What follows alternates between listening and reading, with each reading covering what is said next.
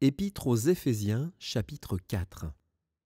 Je vous exhorte donc, moi, le prisonnier dans le Seigneur, à marcher d'une manière digne de la vocation qui vous a été adressée, en toute humilité et douceur, avec patience, vous supportant les uns les autres avec amour, vous efforçant de conserver l'unité de l'esprit par le lien de la paix. Il y a un seul corps et un seul esprit, comme aussi vous avez été appelés à une seule espérance par votre vocation. Il y a un seul Seigneur, une seule foi, un seul baptême, un seul Dieu et Père de tous, qui est au-dessus de tous et parmi tous et en tous. Mais à chacun de nous, la grâce a été donnée selon la mesure du don de Christ. C'est pourquoi il est dit, étant monté dans les hauteurs, il a emmené des captifs, et il a fait des dons aux hommes. Or, que signifie « il est monté » sinon qu'il est aussi descendu dans les régions inférieures de la terre?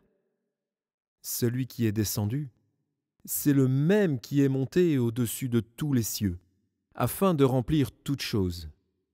Et il a donné les uns comme apôtres, les autres comme prophètes, les autres comme évangélistes, les autres comme pasteurs et docteurs, pour le perfectionnement des saints en vue de l'œuvre du ministère et de l'édification du corps de Christ, jusqu'à ce que nous soyons tous parvenus à l'unité de la foi et de la connaissance du Fils de Dieu, à l'état d'homme fait à la mesure de la stature parfaite de Christ.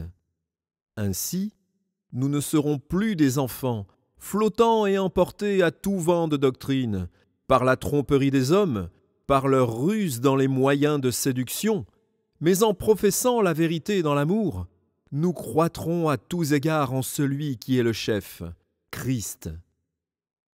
C'est de lui, et grâce à tous les liens de son assistance, que tout le corps, bien coordonné et formant un solide assemblage, tire son accroissement selon la force qui convient à chacune de ses parties, et s'édifie lui-même dans l'amour. Voici donc ce que je dis et ce que je déclare dans le Seigneur.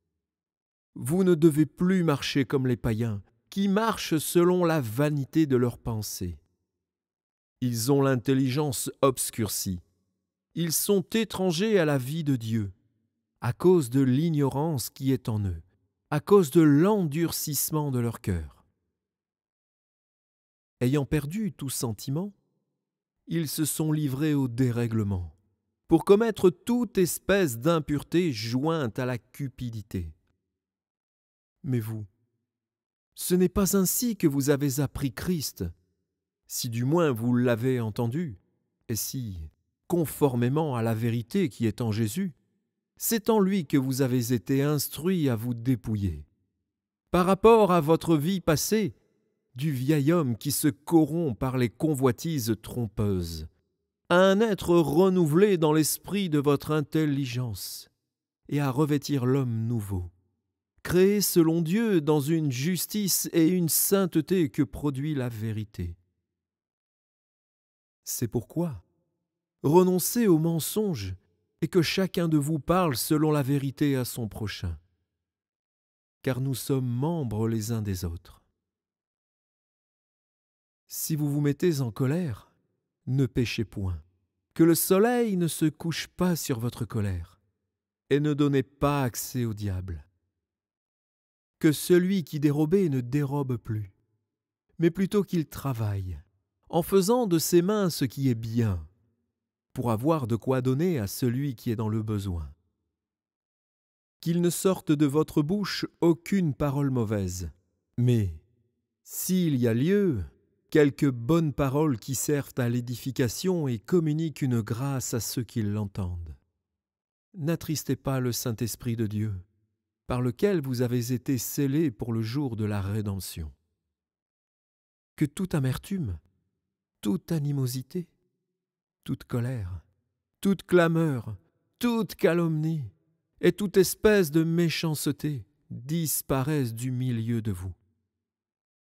Soyez bons les uns envers les autres, compatissants, vous pardonnant réciproquement, comme Dieu vous a pardonné en Christ.